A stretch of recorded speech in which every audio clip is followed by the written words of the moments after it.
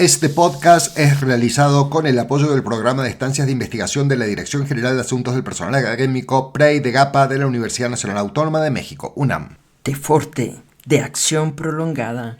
Traducción en cápsulas. De Laboratorios Badenes. Constantino. Esta es nuestra tercera dosis. ¡Ay! Va pasando el tiempo. Pero bueno, hoy tenemos un día de solcito precioso. Hermoso. Hablando de que el tiempo pasa y de cómo vamos progresando, nos van quedando temas colgados y está bueno cerrar aquel tema de hace 15 días sobre estrategias que tenemos en el lenguaje incluyente o cuando queremos pensar en ampliar la mirada y, lo digo adrede, visibilizar a las personas. Y fíjate que, bueno, lo platicamos, ¿no? Pareciera que hace 15 días nos dedicamos a hablar de la RAE, lo cual tiene su razón de ser, pero creo que lo interesante es observar que hay más allá de la RAE. Hablar de la RAE fue mostrar la paradoja.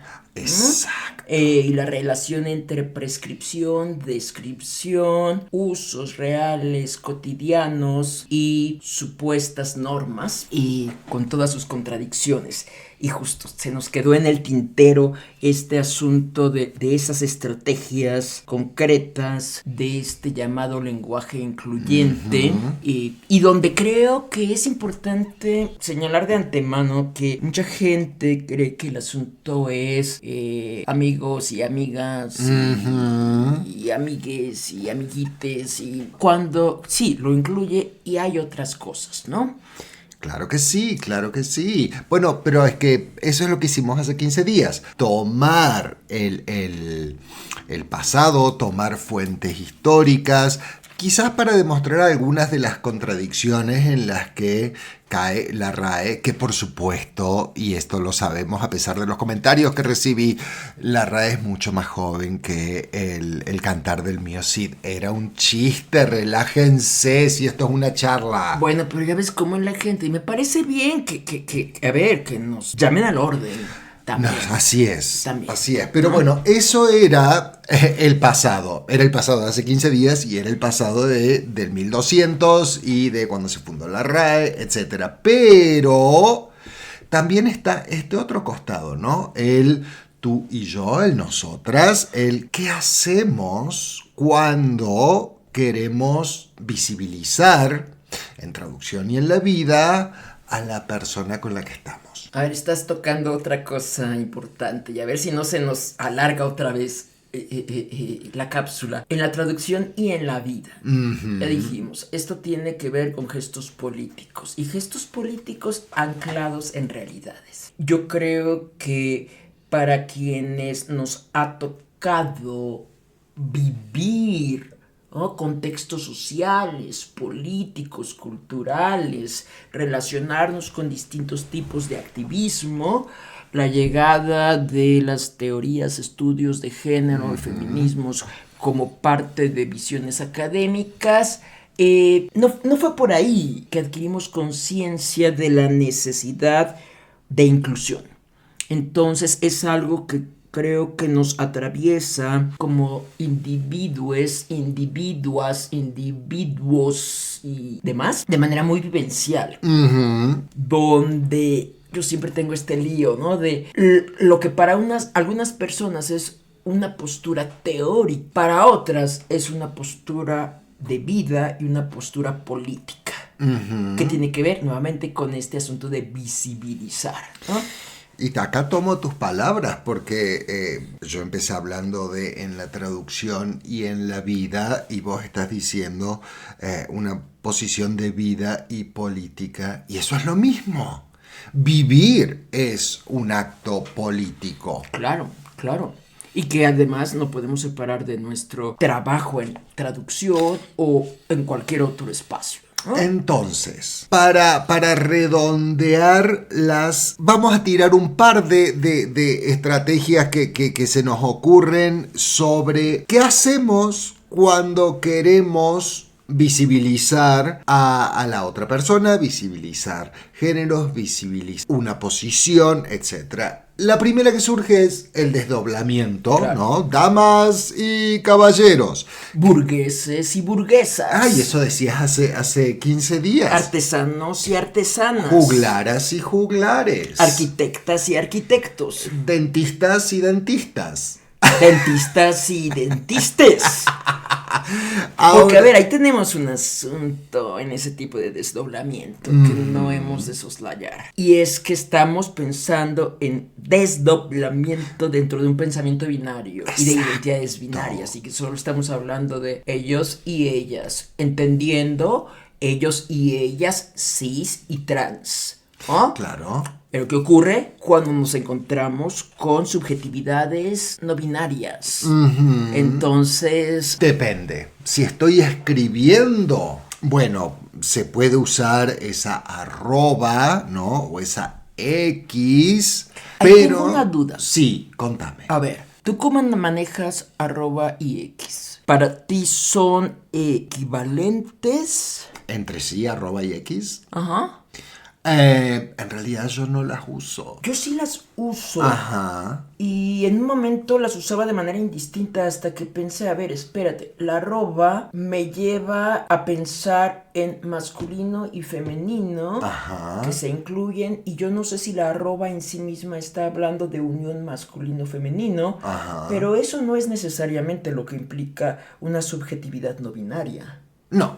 Y es ahí donde a mí me parece útil utilizar la X, Ajá. aunque sea difícil decirla, para justo incluir un Ajá. espectro más amplio. Mira, eso está muy bien. Yo, como digo, no tiendo a usar, y creo que nunca he usado ni en traducción ni en escritura, esas variedades. Sí he usado la infame E. La infame E que molesta a mucha gente. Creo que molesta más que la arroba y la X, vos sabés, porque...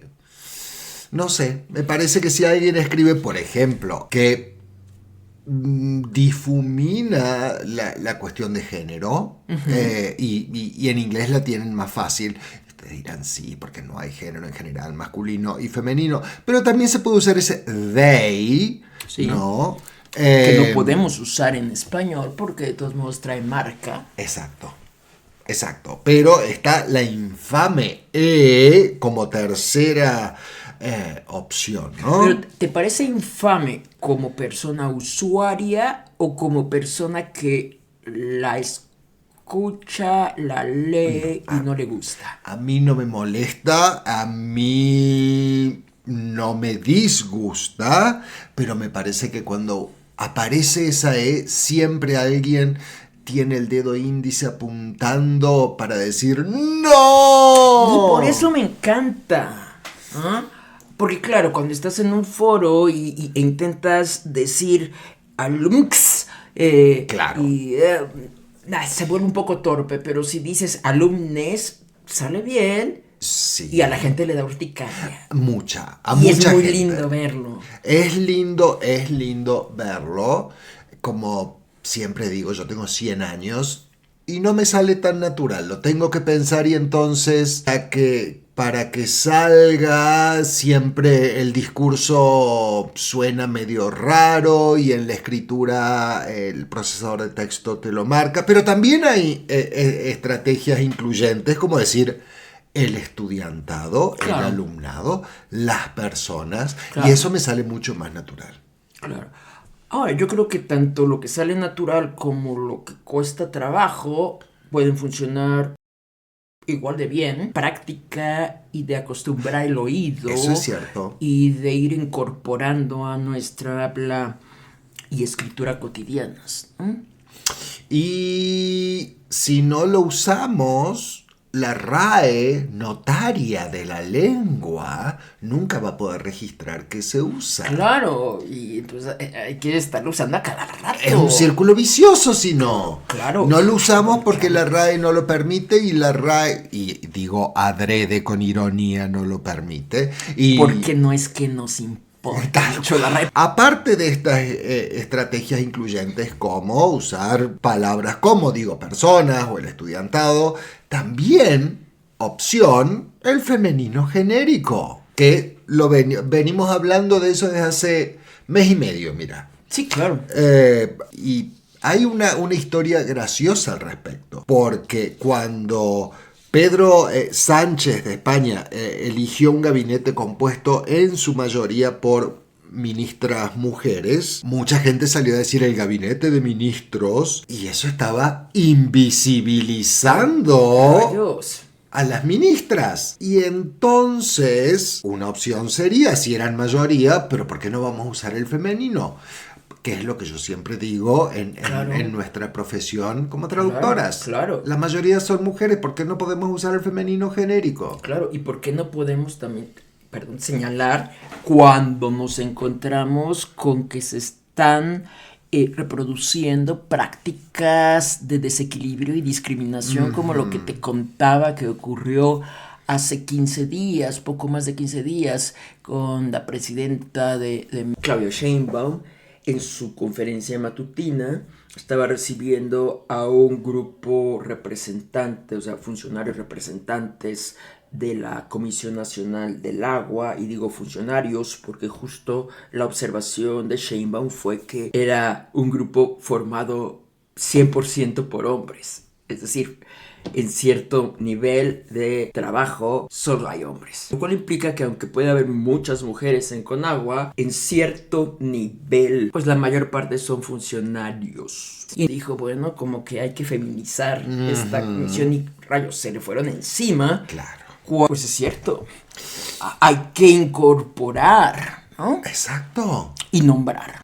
Exacto, y hablando de nombrar, la Fundeu, la Fundación del Español Urgente, que siempre tiendo a pensar que tiene un dedo de frente más que la RAE, lo que no es mucho, porque la RAE no tiene ninguno, Sí. Pese a que estos buenos caballeros probablemente sean pelados todos, o estoy proyectando. Sí, claro, bueno, no quiero ponerme a hablar de calvicies.